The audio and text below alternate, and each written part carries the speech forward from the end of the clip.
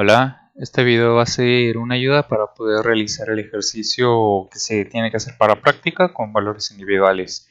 Para ello es conveniente que antes de empezar con este video hayan revisado este otro que tienen ahí mismo en la actividad.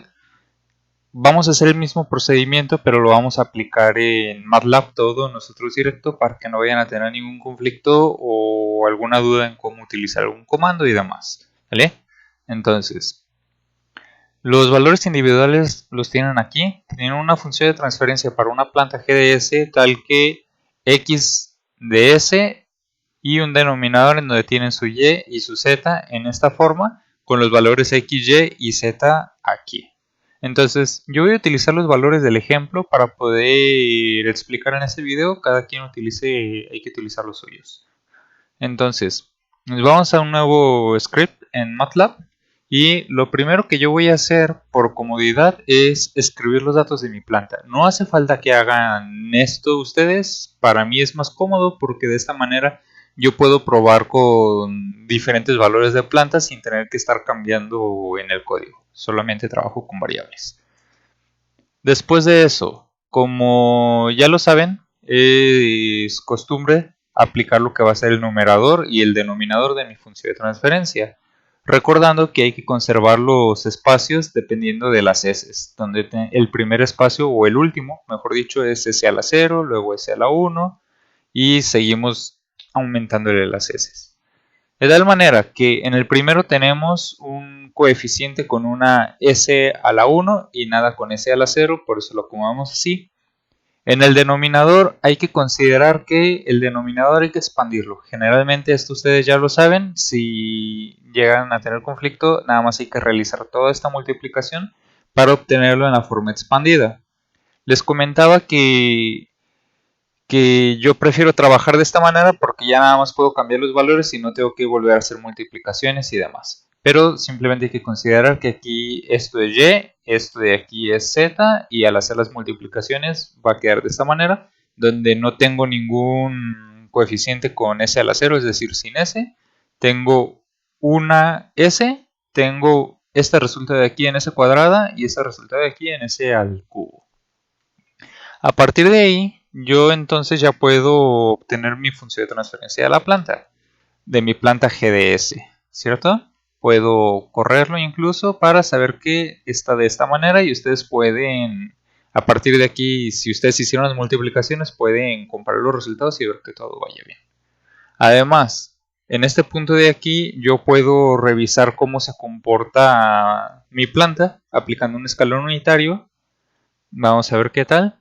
Si observamos, se comporta de esta manera y tiene un tiempo de asentamiento, vamos a decir que entre 1.4 y superior. ¿Sale? Entonces lo que vamos a tratar de hacer es aplicar un controlador que vamos a recordar para esta cuarta unidad. Son compensadores que se basan en frecuencia y no en tiempo. Los compensadores de tiempo o basados en tiempo lo estuvimos trabajando en la tercera unidad, como los PIDs. Para esta ocasión no nos vamos a basar en el tiempo, sino en la frecuencia. Un aspecto que podemos obtener gracias a trabajar con los diagramas de Bode, que ustedes estuvieron revisando un poco más en esta cuarta unidad. Además, nosotros podríamos aplicar la función bode para poder observar cómo se comporta. Es el bode de mi planta para saber cómo está respondiendo, observando cómo es aquí, ¿sale? En mis diagramas de bode. Ya sabemos que aquí tenemos el margen de ganancia y el margen de fase. Fase y ganancia. Muy bien. Entonces, ahora vamos a considerar algunas especificaciones de compensación. Como les estaba comentando, este video recomiendo yo que lo vean después de haber visto la anterior. Las especificaciones van a ser las mismas. Necesitamos una ganancia que sea mayor o igual a 40, un margen de fase requerido, estas son las especificaciones requeridas, que sea mayor o igual a 45 y además que el margen de ganancia esté en los 15 decibelios. Estas son las características que vamos a crear para que se nos solicitan para poder hacer la compensación. Después de esto, vamos a calcular cuál es la ganancia crítica para nuestro sistema. ¿Cómo se calcula esto? Nuestra ganancia crítica va a ser debido a la ganancia que nosotros queremos dividido entre el numerador que nosotros tenemos. Nosotros en este punto de aquí vamos a observar entonces de cuánto es la ganancia crítica. La podemos ver aquí en el workspace y a mí me da de 8. A ustedes pues obviamente les va a dar distinto. ¿Sale? Bien. Vamos ahora a ver cómo responde mi sistema, tanto en magnitud y en fase, pero aplicándole la nueva ganancia crítica. Que esto sería nada más a mi numerador. Hay que multiplicarle la ganancia crítica. Aquí está, la ganancia crítica. Y vamos a observar cómo se ve. Vamos a correr este para saber, para observarlo. Tengo que mi GDS se comportaba de esta manera y que mi GDS2 aplicándole la ganancia crítica se comporta de esta manera. Si observamos, pues lo único que se va a ver afectado es el numerador. Y recordamos que la ganancia crítica es de 8. Si multiplica por el 5 que yo tenía acá, pues me va a dar 40, ¿verdad? Hasta ahí todo bien. Vamos a revisar entonces cómo se ve, ya aplicando, considerando esta ganancia crítica. Nosotros podemos hacerlo de dos maneras. Podemos aplicar nuevamente un diagrama de Bode a esta nueva función de transferencia y lo vamos a ver de que se comporta así. ¿Por qué no utilizar Bode y utilizar la función margin? Porque nos va a entregar los valores en donde en los valores que estamos buscando nosotros para las ganancias, los márgenes de ganancia y los márgenes de fase, que si se fijan me los está dando aquí. Además, hay una forma en la que yo puedo obtener directamente esos valores y es haciendo esto, diciéndole que me guarde mi margen de ganancia y mi margen de fase de esto que yo tengo aquí, ¿verdad? Entonces vamos a correrlo y ya está. Estos valores de aquí ya me los agregó en el workspace. Los podemos buscar. Aquí tengo GM y aquí tengo el PM. Bien. Ahora, ¿qué es lo que necesitamos realizar? Esta ventana de aquí no la voy a cerrar porque lo voy a ocupar un momento más. Vamos entonces ahora sí a implementar la compensación por adelanto. Y lo vamos a hacer de esta manera.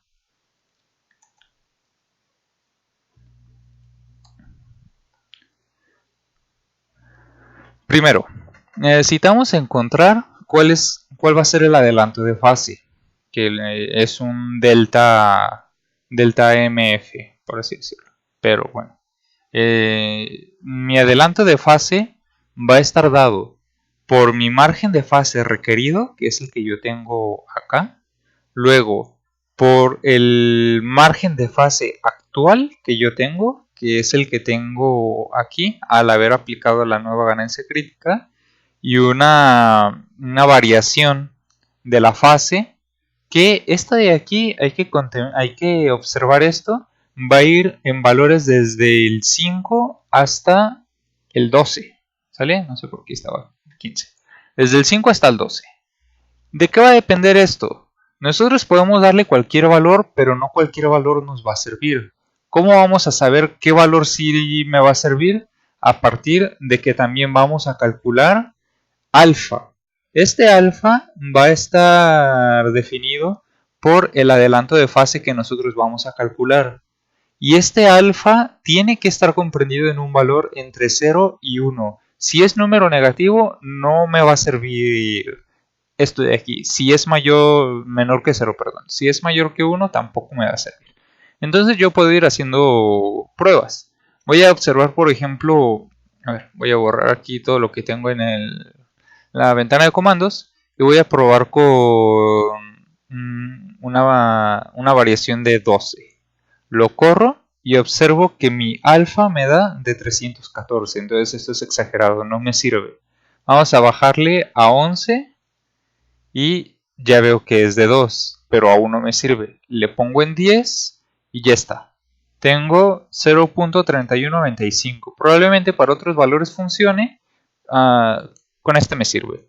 Y otra cosa que yo les doy un tip es que esta parte que está, bueno, esta parte que viene ahora, tratemos de que no sea tan grande, porque de aquí vamos a tener que buscar un valor. Este de aquí es la frecuencia para este punto en el que estamos, en mi margen de, perdón, mi magnitud, mi margen, del margen de magnitud para este punto en el que hemos estado trabajando. Entonces, ¿de qué va a depender este? De alfa, aplicando 10 logaritmo de alfa. Vamos a correr nuevamente la sección y me dice que es de menos 11.41. ¿A qué me refería con el tip que les iba a dar hace un momento? Decíamos que la variación puede ir desde 5 hasta 12. ¿Qué pasa, por ejemplo, si yo la pongo en 5? ¿Me funcionará? Dice que mi alfa es de 5, definitivamente descartado. Si lo pruebo con un alfa igual a 6, perdón, con una variación igual de 6, el alfa es de 136, no sirve. Con 7, alfa es de 2. Con 8, alfa es de 0.27. La ganancia en este punto es de menos 12.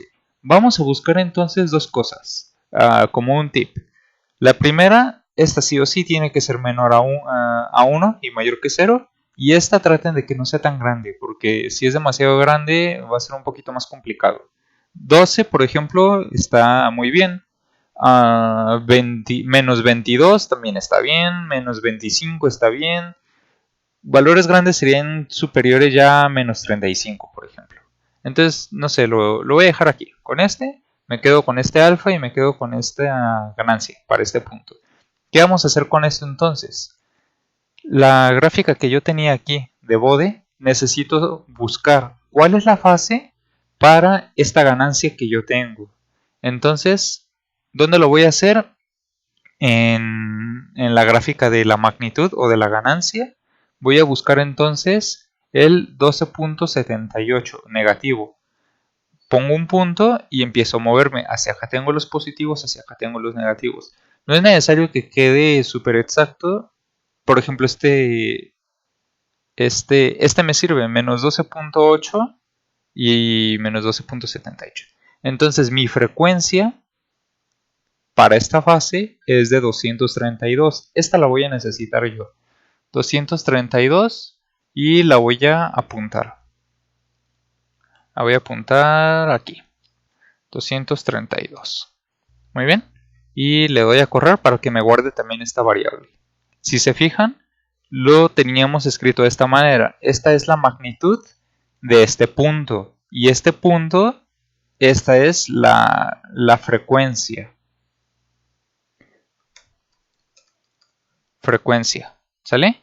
Esta es la magnitud, esta es la frecuencia. La magnitud es de menos 12, la frecuencia es de 232. Muy bien. Esta es la parte de la implementación del control del compensador por adelanto de frecuencia. Ahora lo único que nos queda hacer es ya nada más terminar de diseñar el compensador, que es nada más aplicar algunas cuantas fórmulas más y ya está. ¿Qué es lo que vamos a hacer? Primero vamos a definir algunos valores que me van a ayudar a encontrar el polo y el cero. El cero lo voy a encontrar considerando mi t para el compensador, que va a ser igual a 1 sobre la frecuencia que acabo de encontrar. Este de aquí, recuerden, obviamente va a ser diferente para cada uno y hay que encontrarlo en base al resultado que me dio aquí, que yo lo tenía aquí.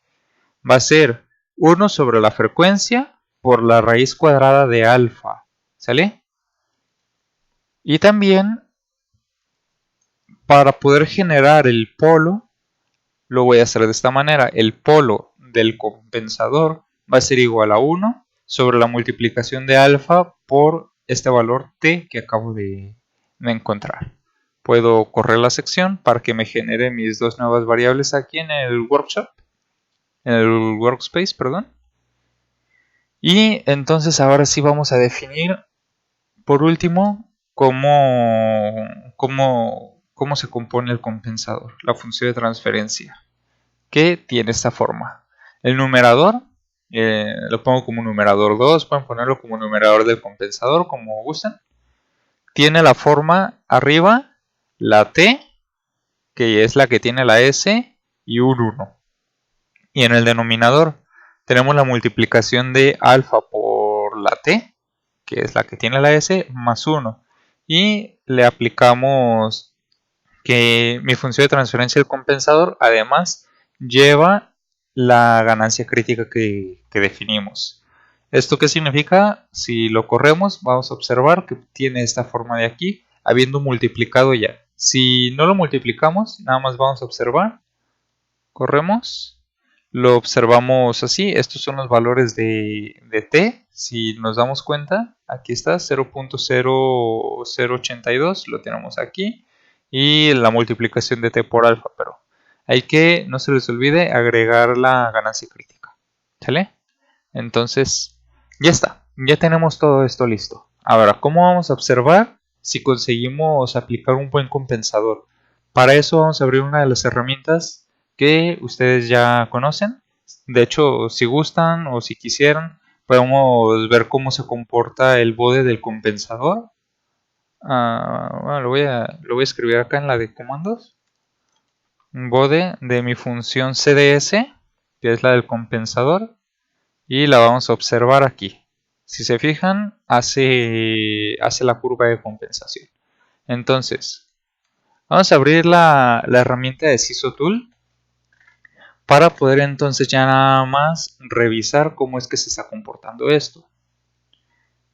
Esta herramienta de aquí la habíamos utilizado en la unidad pasada para poder diseñar los compensadores en tiempo. Ahora lo estamos haciendo para compensadores en frecuencia. Lo primero que vamos a hacer es cargar los datos al sistema. Ahora tenemos dos datos. Nos vamos a Browse y le decimos que mi parte G, que si observamos, aquí tengo mi diagrama de bloques. Ya sabemos que G corresponde a la planta, pues es mi función GDS, porque es la planta. Y el compensador, el bloque C, corresponde a mi función de transferencia CDS, que es la del compensador. Importamos, cerramos y le damos en OK. Al hacer esto vamos a observar cómo se actualizan los puntos que yo tengo aquí. Podría ver también en dónde están colocados los polos y los ceros. Vemos que la ganancia está definida en 8, que es la ganancia crítica que yo calculé. Y además podemos ver la respuesta de la planta sin haberle aplicado el compensador y la planta después de aplicar el compensador. Para eso nos vamos a análisis y respuesta a un comando step, a un impulso, a un escalón unitario. Podemos ver las dos gráficas aquí de esta manera. En Systems, clic derecho System. En la parte de arriba vamos a dejar la de la planta nada más. Entonces quitamos lo que tenemos y vamos a ponerle que me grafique la planta. ¿Sale? Después cierro y vuelvo a abrir otra vez análisis, respuesta a un escalón unitario. Y haciendo esto ya voy a tener las dos gráficas igual. Y en la parte de aquí de abajo voy a dejar en Systems la primera, la que me dice Blue. Entonces, de esta manera yo ya puedo observar cómo se comportaba antes y cómo se comporta ahora después de haber diseñado diseñado y aplicado el compensador. Si nos fijamos, por ejemplo, voy a habilitar la característica del settling time para ver en qué tiempo se asienta. Si vemos aquí, habíamos dicho que se asentaba aproximadamente como en 1.4 segundos, ya podríamos contemplar esto. Al haber aplicado un compensador, ahora vemos que mi respuesta es en 0.0354 segundos, o sea, es notoriamente más rápido. Entonces, de esta manera es como se terminaría el diseño del compensador. Obviamente utilizando los valores individuales que cada quien tiene que hacer. Y espero que este video les haya servido de ayuda. Cualquier inquietud ya saben que me pueden escribir. Hasta luego.